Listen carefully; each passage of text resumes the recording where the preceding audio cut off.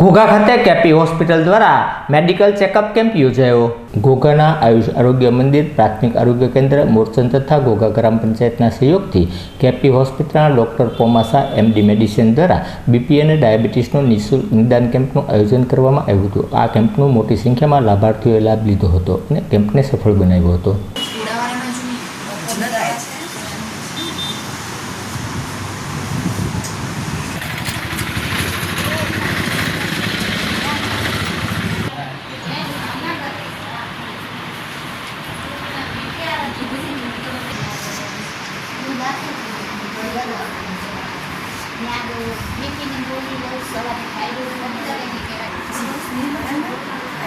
આના માટે છે ને લખું છું